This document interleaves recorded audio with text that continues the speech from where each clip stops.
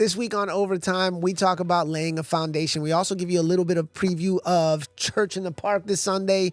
We cannot wait. Make sure you like, subscribe. Let's get it.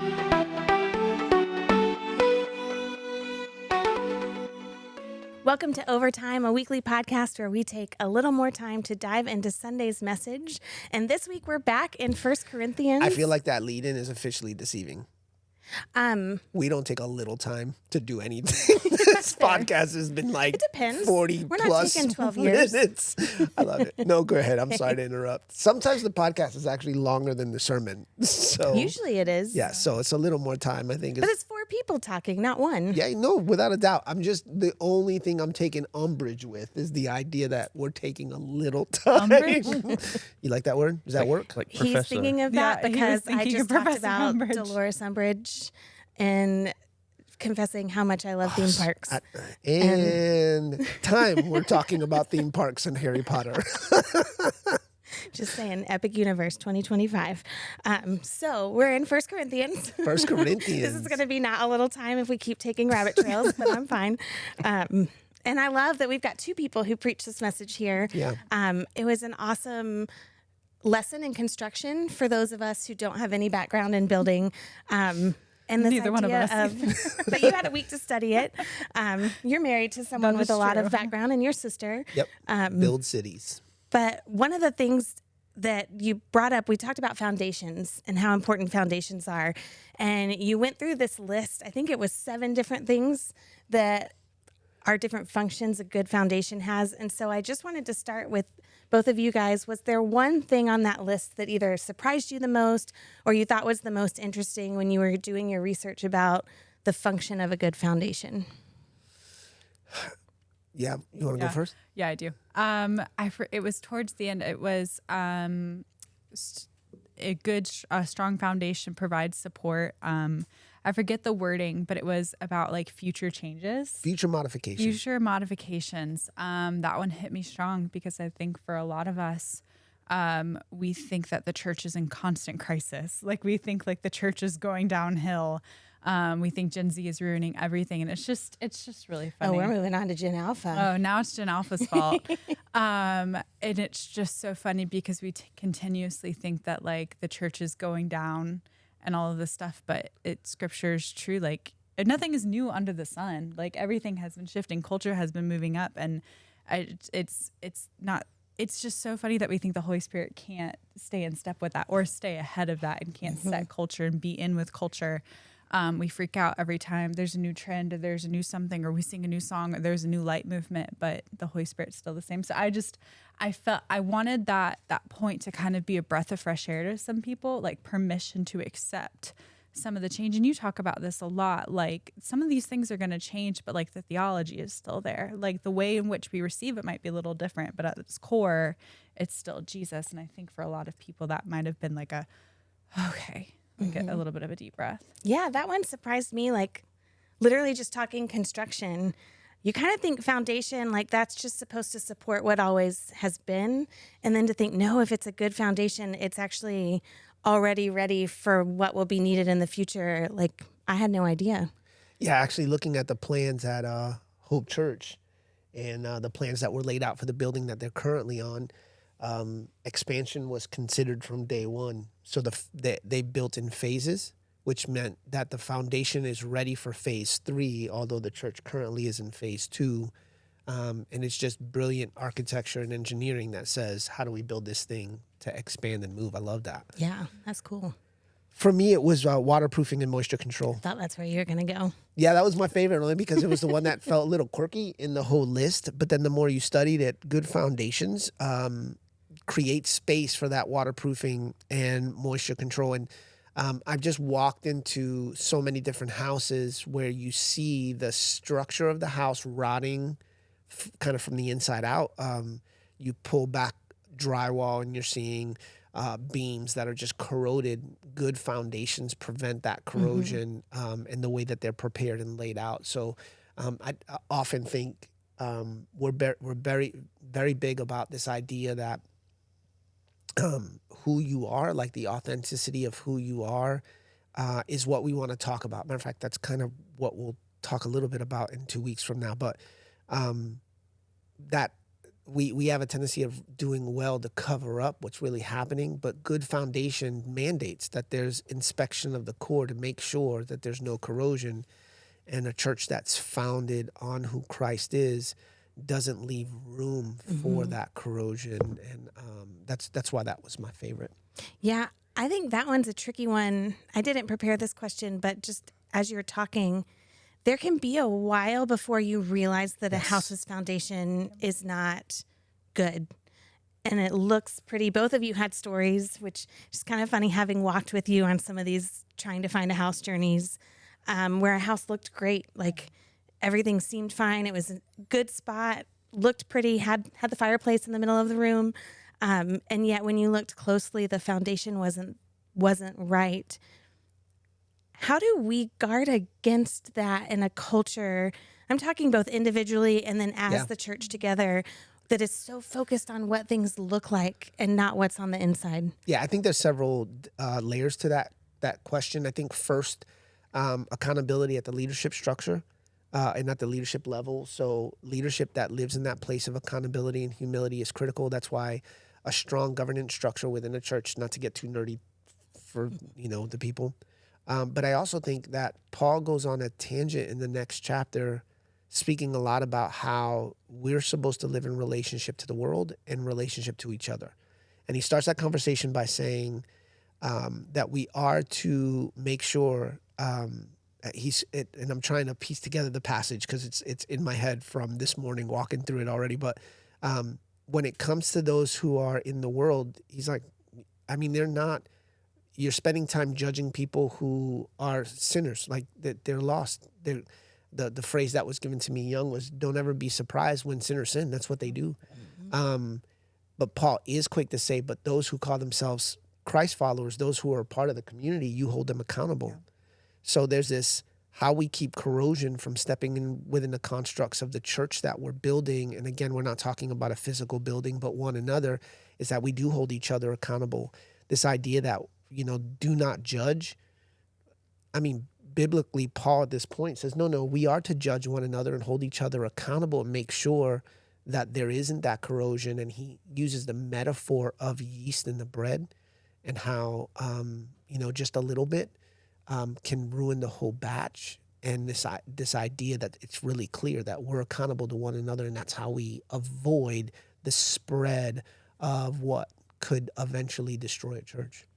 Yeah, I think for a lot of us, we are not used to submitting to authority or submitting to accountability, even like on that equal level, not necessarily authority. So how would you advise someone who wants that and doesn't know how to actually step into a place where we're letting ourselves be accountable? And I'm thinking specifically of like you guys work with youth a lot, and I think this comes up. I think of youth, but particularly I think about like young leaders in the church. I think about like when I say young leaders, I'm thinking like anybody from like 19 to like 30, like in that age demographic. And I think that's just because that's where I'm at right now. That's where a lot of my friends are at right now. I see a lot of people like in the church that don't want accountability, or we don't want to. I've had the honor and the privilege. I've sat under your leadership for 10 years. Like there are so many things that you have walked me through in these past 10 years, and it's been hard. Like, and like I have to wrestle sometimes with like, am I going to, we've wrestled through not disappoint, like, that language and everything, but I'm thankful for that. But I think if anybody's in that space where they want to lead in any capacity by either opening a door or speaking on stage, it is imperative that you have somebody, like some covering, like some mentorship, some covering, someone who can go before you, and you have to submit to that. Like not that your life depends on it, but I don't think that I could be who I am if I haven't been following your leadership and had that covering of you. Does that I hope that makes sense, because I think there's something. And I think every single young person goes through it where they're just like, I don't need leadership. Like I can do this. Like I'm smarter than leaders. I can do this. They don't understand anymore. It's a different day. It's a new age. But like you need you need the saints in the room to guide you, because nothing is new under the sun. I'm obsessed with this concept right now. Like nothing is new. Like it's packaged differently, but nothing is necessarily new. And you need somebody to lead and guide you, for you to ask questions to, for you to kind of bare your soul to, and them to guide you in that way. So. Yeah, that coverage word is a big one. I think that's a strong idea when it comes to accountability. Yeah, I know for me, I think just even from an early age, I remember way back when my freshman year in college, there were 7 of us guys who just got together and formed an accountability group. And we met once a week. We walked through everything because, college that's a new change. Mm-hmm. And we had also had submitted to each other that we'd fast and pray one day a week for each other. So every day one of us was fasting and praying for the group. And just how formative that was in my mind, and creating inside of me that understanding that you do need people around you. You need authentic relationship. It's not, not just showing up to church and hey, let's have a great day. It's through groups and through all that community that truth comes from that, and having people pull you aside and say, hey, you did this and that kind of made me upset. Yeah. And you talk through it and you're like, wow, thank you. That person loves me. Yeah. I remember the first time, my parents held me accountable to the best of their ability. I was difficult. But the first time a friend did, and I just remember I had said something flippantly that I had started to believe about myself that wasn't very good. And she stopped. This was just like a side remark. In my early 20s, like we had gone to college together, but we weren't in college anymore. So we didn't live in the same place anymore. And she looked at me and she said, that's not who you are. And it struck me so much. I think about it every now and then, still 15 years later. And I think that's kind of what accountability at that friendship level is saying, is it's not, I can't believe that you did that, or you're so terrible for struggling with that. But it's saying that's not who you are. You are a child of God. You are part of the temple that God is building. Yeah. And so we get afraid of it because we think it's like, if everyone knew, they would think worse of me. And instead what we need is those people who are saying, no, this is who you are. You were bought with a price. You have immense value. So I've always tried to just emulate that after she stepped into that role. That was a little bit of a rabbit trail too. Yeah, I think the struggle that most people have is when they think accountability, they think accountable to leadership. So they create this structure in their head that I'm only accountable to those that I find superior to. So if you're smarter than me or you've accomplished more than me. But what Paul really paints is a picture of this mutual accountability, that I'm accountable to you like you're accountable to me. And if there's sin in your life, the foundation is Jesus, the teaching of the apostles. If there's sin in your life that's been exposed through the foundational teachings of the word, then regardless who you are, what quote unquote level you're at, you're accountable to that body. Yeah. And we don't like that. We don't like that idea. Is very, I'm a leader in the church. That means I can live above the accountability of people who are not leaders in the church. That's nonsense. Yeah. Like at the cross, within the scope of the community of a church structure, like we are accountable to one another for the way that we live our lives.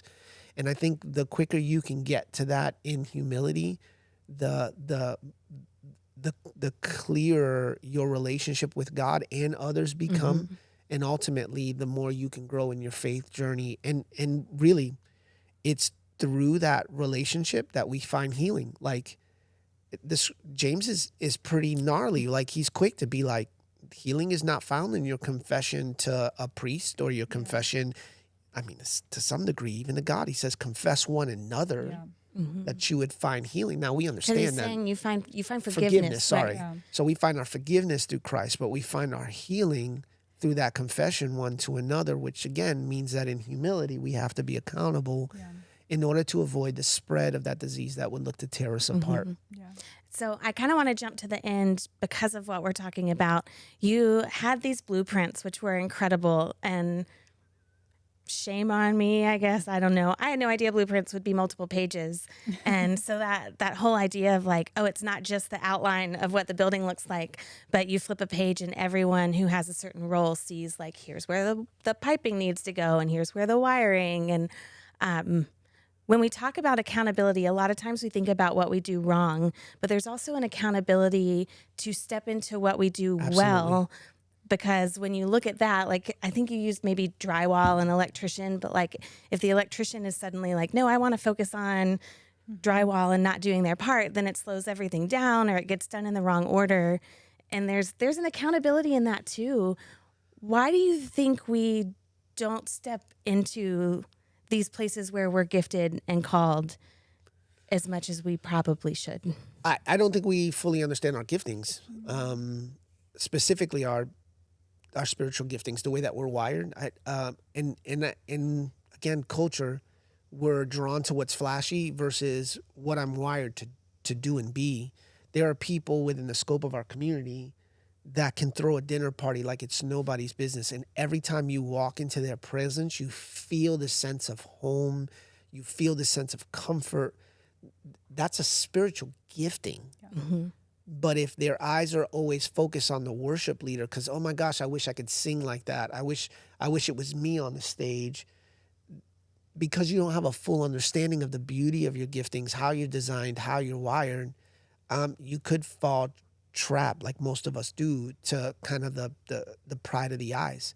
So I would say that that's one of the major stumbling blocks within the scope of the church. And one of my passions and kind of has been at Center City, and I believe has been at Hope, to say, no, how are you wired? Yeah. If the objective of the leadership of the church is to empower the people of the church to do the work of the church, then spending time and not just identifying but then B, developing those gifts within people, and then C, giving them the space to operate in those gifts. And I would say D, then celebrating when those gifts are alive in community. You know, I have a lunch, a coffee appointment with somebody in our community already who, my goodness, their ability and one of their giftings that I've already kind of experienced is amazing. So as a leader, there's a tendency, okay, well, this meeting over coffee, how do I get them plugged into the church? What do we have so many needs. How do we fill gaps versus, no, there's an obvious gift. How do I spend the moment just celebrating that gift within her? Yeah. And maybe even shepherding, how are we developing this gift? What does it look like to step into the next season of that gift? I think ultimately that's the best picture of the church and how the church is built. Yeah. How do you, and again, like I feel like we talk about youth a lot when both of you are on, but how do you first help people recognize their gifts? Like, what are some practical things if someone's sitting here like, that's great, but I'm a terrible host and a terrible singer? Like, how do you help people start to recognize where they're gifted? I think for teenagers specifically, it's what do you like to do? Like that kind of, for teenagers, it can be hard because they are so competitive in nature. Like it's just like this unruly like envy. Like it's just rampant when you're, 15 years old. So it can, and it's specifically for girls. I'm not a boy, so I don't know how much of boys in that. Boys are competitive, but girls are just so comparison by nature. So it happens a lot, and kind of like what they like to do, what they're drawn to do. And so for me, it's through relationships. So if I see one of our students has a bent towards hanging out with Drew more than the other, I start talking to them like, hey, Drew is her baby. Drew is my baby. And she is a girl. She has a boy name, but everyone's like, oh, Drew, that's your son.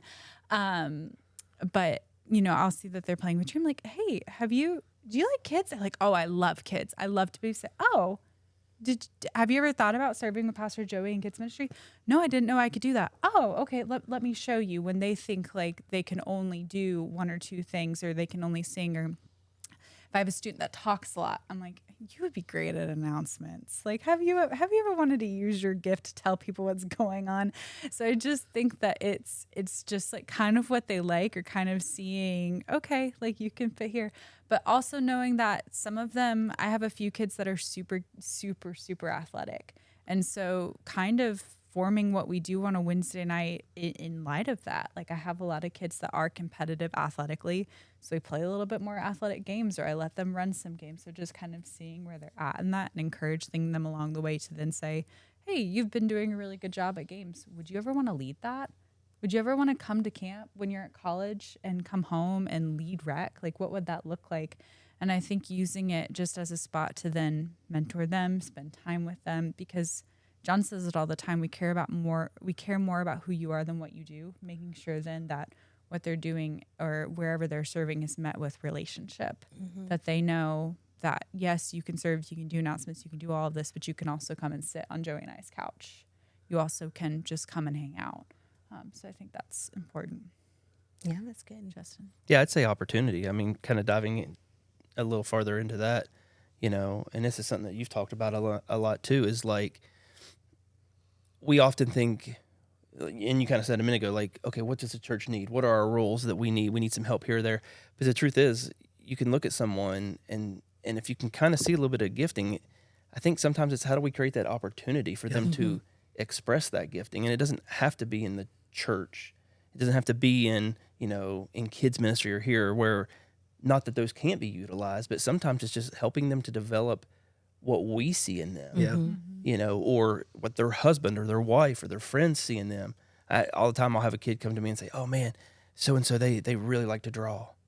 I would have never seen that, because that person's never going to bring me their sketchbook, but then how do we create opportunities from there to help them grow in that?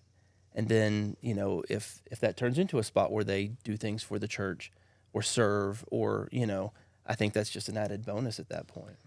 No, that's good. I do think there is a tendency, and I've seen this not just in teenagers, but in grown adults, when I'm asking them the question, like, how do you feel like you're gifted? They're like, I just don't have any gifts. Yeah. So then, honestly, it requires that relational equity to ask the deeper questions. Like, just let's not think church. What do you like to do? Yeah. And you'll be amazed how quickly people have disqualified their giftings because it doesn't fit within the constructs of a church service. Yeah. Oh, I'm not really gifted. I just love to do this. Or I would even argue we tend to think in academic boxes because we all start out in school. So when we think, how am I gifted?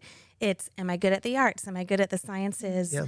And one of my favorite things is, like, even yesterday, noticing that someone who's been walking through a really difficult season was, like, stubbornly fighting for joy and then sharing it and just saying, like, hey, I recognize that this is something that's a gift in you. Like, you're not letting your circumstances define your attitude, and then you're trying to share that joy with people around you.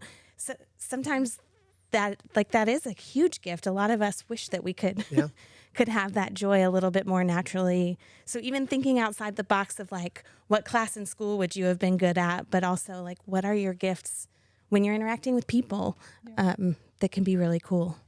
I even, like, kind of, not to be, like, super cheesy and be like the church person, but, like, I do think when we look at our gifts, like, outside and what we look at, it's like, okay, maybe those gifts aren't on a natural, like, Sunday morning service, but you could lead a small group. Like, I think of the running small group. Like, you would never think that running is a ministry, but it is. Yeah. Or you would never think that, I don't know, we have groups for literally everything, and it's just like, this isn't a conversation to get people serving in church because we want them, because we want to use up your gifts. It's because when you're working in your gifts, there's, like, this, like, magic is a bad word for it, but we've talking about all sorts of things today.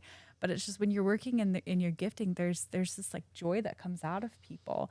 And so this isn't a conversation of just, like, oh, the church wants to use me. The church wants to see you in fullness of joy and fullness of, like, what he's given you. So if you can run, go start a run group. If you can play with kids, then go serve with Hope Kids or Center City Kids. So it's just wanting to see people live in their fullness of what God's given them. Yeah, live in their purpose. That's why we say hope for the broken, purpose for everyone. And that's it's super intentional, because we do believe that in order to live life to the fullest, there's a part of that comes alive and is woken in purpose. When Peter's reinstated into the church, when Peter's reinstated into right relationships, however you want to phrase that, when Jesus finds him on the backside of a river, of a body of water, doing what he was doing at the beginning, fishing. The first thing is, do you love me? And there's this conversation about relationship. And Jesus' response was, feed my sheep. Mm-hmm. Jesus responded to Peter's declaration of love with purpose. Mm-hmm. And I think that's the picture. Like, I think that's the picture. Hope. I'm broken. I don't know where to go. Jesus shows up. I'm hope. Purpose. I'm broken. I don't know where to go. Feed my sheep. And in that picture of hope for the broken and purpose for everyone, I think we find the fullness of the life that Jesus came to offer, Yeah. life and life to the fullest. Yeah, absolutely. So we talked about this miracle house in Hawaii. Yes. Will one of you just briefly summarize what that is in case someone wasn't here on Sunday? Yeah, it's been my favorite illustration that I've tripped on in a long time. So I will describe it if you don't mind, Emma. Go for it. Yeah. So in Maui, the recent devastating fires that just kind of ravished that island, there is one house located right off of a body of water and surrounded by on three sides by a bunch of houses just like it. And the picture from the aerial view that we found, they call it the miracle house because every house was destroyed except that one. If you zoomed in on the house, you couldn't even tell there was a fire. So they deem it the miracle house because it was untouched. But when you do a little research, what you find is actually it's just that the architect intentionally built a fire retardant house. The roof was made up of corrugated metal and had air pockets in order to avoid fires being able to settle on top of the roof. The building materials to build the walls, and I didn't have too much time on Sunday, but the building materials used to wall are all flame retardant. He built a small wall that he put just underneath the level of the ground of stone. So at the drip point of the house, which is basically that line all the way around the house where whatever comes off of the roof drips, is all stone. And anything that was combustible, they brought to the outside of the property so that it could burn without affecting the house. It's actually a model by which they're looking to rebuild half the island, because if this house was able to survive, that maybe they can just choose to build differently and it would be less of a devastation. So it's a pretty clear picture. I think sometimes what we call miraculous is just that we have chosen to build differently. Which actually, like when you said that on Sunday, I felt like there was a little bit of a gasp in the room because it's like, no, we're a Pentecostal church. We believe in the miraculous. But I think to your point, sometimes we will excuse not doing the hard work of preparation and say we're waiting for a miracle. I mean, we'll get all in it. I don't mind for the Perfect, because I didn't have a fully formed question right there. yeah, for the people who jump into for the people who watch the podcast. I mean, there are times where I say it all the time. Like, I'll talk to people who do church, pastors and such, and their phraseology to me will be, "Oh, the health of our church is so great. That's amazing. Explain." Sunday morning services are incredible. There's tangible presence of God. It's amazing. Awesome. How is your church healthy? Yeah. Right? So the experience at the altar, for some, not all, but the experience at the altar excuses no one's getting baptized, no one's getting saved, no families are being restored. You know, the next generation finds no place in your church. You can't keep people. You're not looking for new people. All your growth is transfer growth. All indicators would say your church is struggling to some degree, but man, the solution is just a really good worship service. So I didn't mean to go all the way down this road, but legitimately, I think within the scope of the Pentecostal faith, what you find is these great movement that we celebrate, yes, was miraculous, but also was built different. Yeah. The priorities were established. There was eternal value. We often talk about Azusa Street and the great move of God in our country. What we often forget is that almost immediately this movement was sending missionaries all over the world. We were investing in eternal things. Why would we send people out? We had this movement happening. Those services at Azusa were incredible, and thousands of people were coming. And in Chicago, where, literally the city would shut down on Sunday because people were coming in droves. Why would you want to leave that? Because we were investing in eternal things. Yeah. Right? Yeah. So I think ultimately we fall in love with the bells and whistles of the experience. P.S. I love the experience. Yeah. I don't know how you would do the faith journey without it. Sunday was powerful at both locations. The minute I walked into the room, because of just how tangible the presence of God was from the beginning of the services to the end of the services. Well, John, like, why is that? Well, because David has sought God's heart for that worship experience, and Marilyn has no, I didn't forget Marilyn's Okay. Marilyn has sought God's heart for that worship experience, that they were praying and investing, that Justin was praying and investing and preparing for the moment, that John was praying, investing, and preparing for the moment, that Emma had done the work all week of investing in eternal things, that I had done the work all week to invest in the eternal things, that when those things come together, the presence of God shows up in a way that's just amazing, and hearts are being changed and people are being saved, and we love that. But I think where we can tend to get it twisted is the solution to everything is just a really good Sunday morning experience, instead of doing the hard work of saying, what are we building? Are we building with eternal things? Yeah. Well, I even think, I'm sorry. I think what we tend to forget about Hawaii is that it's just here. Yeah. So like my parents lived in Hawaii for 5 years, and I always say, I want to go back. My mom was like, no, you don't. It's way too expensive. It's way too expensive. You can't get everything. What happens is when you're building houses, you actually build them a lot cheaper, or with things that you can get a little bit quicker. So I could imagine that the Miracle House took longer to build. Yeah. It was more expensive. Yeah. It was a little bit more costly than everybody else's house in the neighborhood because it was built different. We tend to think that something can be built different just like for funsies, or it could be built at the same pace. If you're building something different, it's going to be built at a different pace. And I think that we forget that. I think that culture would tell us, because we're living in the time of Temu, we're living in the time of Shein, we're living in the time of everything is fast and drive-thrus, and we like that. We like things at our fingertips, but to have something eternal, you're on God's timing with that, and His timing is not our timing. His timing is not Western timing. It's a lot slower of a process to build something eternal than it is to build something temporary. If I want something temporary, I can have it in 5 seconds. If I want something eternal, that takes a lot longer. Absolutely. Yeah. That preparation's good. One thing we've always said around here a whole lot is work like it depends on me and pray like it depends on God. Yeah. And just in that preparation, like, I don't want to leave anything on the table that is going to hinder a move of God. Yeah. So that when that That's miraculous does happen, we're prepared. We're ready. We're ready for God to move. Yeah. That preparation does leave space for the That's miraculous. what I was thinking. You mentioned about the house, that one of the other things that had happened is all the vegetation was moved to the outside of the property. And a lot of what we've talked about is specific to church, but I would say specific to everyone. Some of our preparation is setting good boundaries. Yeah. It's creating that margin space so that when God does interrupt a day, which happens all the time, it happened to Jesus all the time. He'd be walking somewhere and then there would be a moment on the way.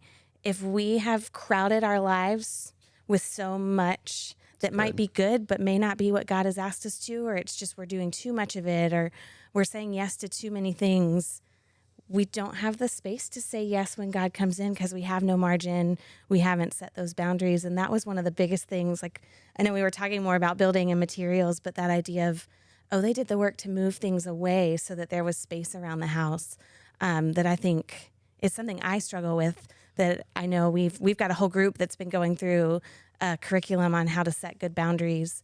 But we don't talk about that as much because it's hard work to do, to be like, what are you saying no to so that you can say yes to the thing that God is asking. Really good. So this time in the podcast I'm naming it. It's a segment called Cutting Room Floor. We have segments now. We're a fancy podcast. Dom, put some fancy illustrations. This segment is sponsored by... I don't know. By Sunday at the Park. So for both of you, you worked all week, and always when you're writing a message, you end up learning things and hearing things just personally from the Lord that don't make it into Sunday morning. So what are some of those things that you didn't get to preach on, but you would like to share with the people today? I should have probably prepared for this segment. Yeah, well, this is a new I mean, segment. it's a regular question. I Yeah. just have made it a segment now. I said a little bit of this in the first service, but it is something, I feel like I've said that everything has jacked me up lately, but it has. this idea of the local church, and it was in my last point talking about like how we have to love the local church. I talk about my generation a lot, and like just because I see it. I see the 19 to 30-year-olds walking away from church, getting on TikTok, giving their church spiel, which I acknowledge it happens. There are some unhealthy places out there. There are unhealthy leaders. Sure. Go to therapy, do your thing, get your accountability, get your leaders, and go back. This picture of deconstructing and not wanting to reconstruct. Like if you burn a house down, you can't just leave it burnt. You need to rebuild it. You need to have those walls again.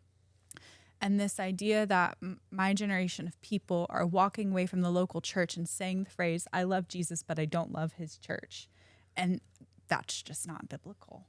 Mm-hmm. Christ died for the church. He died for all of us. And so it does not make sense to me when I hear somebody say this, because yes, the church has its flaws. The church has its flaws because it's people. And on this side of eternity, it's not going to be perfect, but he still calls us to love it. And so for us to say we love Jesus, but we don't love it, I'm just like, what? I get it. I get the temptation to say it. I see the temptation. It's in front of my face all the time. I don't know what my algorithm is right now on TikTok to just see story after story. And it grieves me. It grieves my heart as a youth pastor. A big prayer of mine always is, Lord, I don't want to hurt nobody. I don't want to be the pastor that somebody tags in a TikTok one day. But you can't have that stop you from loving the local church, because you're just missing so much. And you might sound cheesy, but you just are. You're missing community. You're missing that purpose. You're missing that hope. You're missing this just beautiful gathering of people. You know, on Sunday, I started getting a little emo because I started talking about like how I saw the church and other people. And it's true. I see the church when Suzanne opens the door and smiles with every person. Ernie knows every single person's name at West and has a spreadsheet with their name on it. Like, that's the church. And it's just, that's what we're called to love. And there's no excuses for it. So your turn. I actually got a little chance at the third service to speak a little bit more about this than I did at the second, but 2 Corinthians 5, that passage. So we are Christ's ambassadors. God's making his appeal known through man. There was a lot there that unfortunately you can't really, within the scope of time, tackle. It would have moved the message in a totally different way. And eventually, I'm sure we'll preach a message. I have preached messages around this theme of being a representation of Christ. But even rereading it this week, that phrase, he says that when we plead, so he says, we speak for Christ when we plead, come back to God. Where my heart has been grieved is the picture that's been painted of the church recently, and I say over the last decade, is this fragility. Like something happens in the world and all of a sudden the church is enraged and concerned to the point of, you know, we want to ban everything. We're like, it just feels odd when you read a passage that, no, our message is fairly simple. Come back to God. Mm-hmm. Again, not to jump ahead, but even Paul's writing about the unbeliever is quick to be like, you don't judge the unbeliever because they're unbelievers. Like we're having a hard time being accountable to one another, but we're expecting the world to be accountable to us. Yeah. That doesn't even make sense. Yeah. And yet this idea of your Christ ambassadors and your messages just come back to God has just messed my head up. And we've been talking a lot as a team, like who is the church? Who is a church attempting to reach? Are we just here to make those who have found home here comfortable? Or are we pointing our efforts, energy? Are we showing people how to become the church in order that those who are broken and lost come back? Mm-hmm. So there's a whole nother message there, but that probably hit the cutting room floor. Yeah, that's good. Well, this segment, the cutting room floor, is now complete. It's been brought to you by Epic World, coming soon. Epic Universe. Oh, sorry. Don't mess up. So this week, instead of talking about where we're going message-wise, we are so excited because it's Sunday at the park. Let's go. Yeah. So details before I have a question for everybody. This is going to be at 10 a.m. at Hornets Nest Park on Beatty's Ford Road.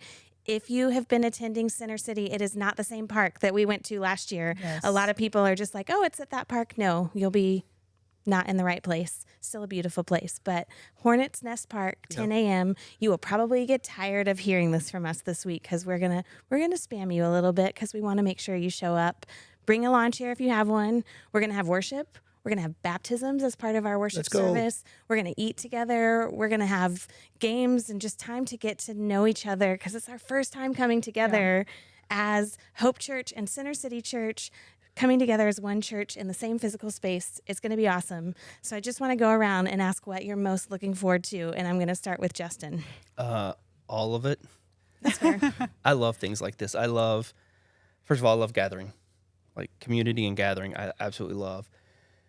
But just being outside with a bunch of people that I don't know yet makes me so excited. Mm-hmm. You know, we were having the conversation earlier about extrovert, introvert, but I love meeting people and I love like just finding out who all is around and I love all that. And I love busting tail to get a service set up in just a few hours. Remember I know, that. Like I know that's a crazy thought, but I love it. I love that type of pressure.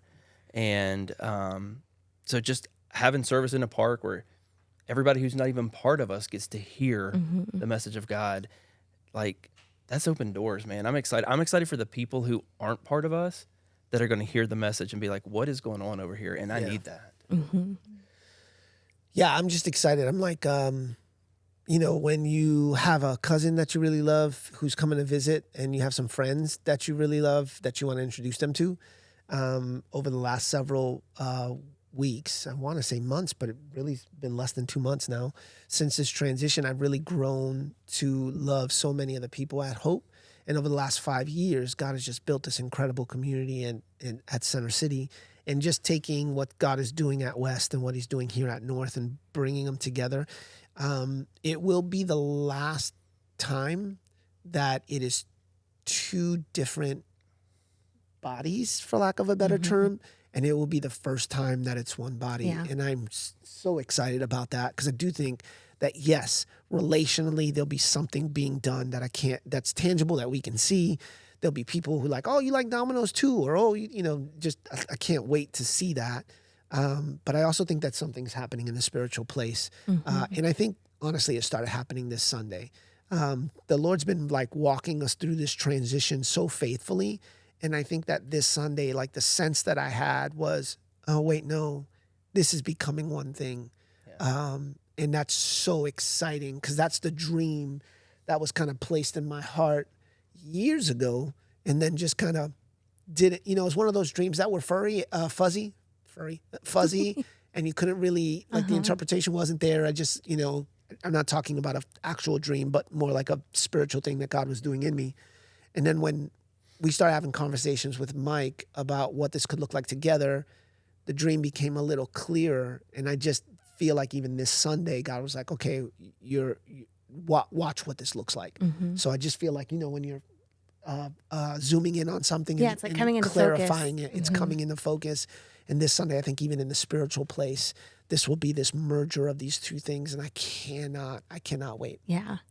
I think weirdly, I'm most excited about what comes next. Like to your point earlier, we've been in a transition season and it's totally great to own that. But this whole season is not just about making everyone comfortable who's going through transition. It's about what God is moving us forward in and who he's reaching through that. So the idea that we're celebrating baptism the first time that we come together, I think is hugely important because it says like, we're here to have a good time together, but we're also here because God has called us to make disciples and baptize them. And then that idea, like you said, Justin, that there may be people who showed up to go to the park on a Sunday morning who had no idea that God was creating a divine appointment for them to come and hear that there's a God who loves them and a family they belong to. Like, I'm just excited about this being the beginning of even more.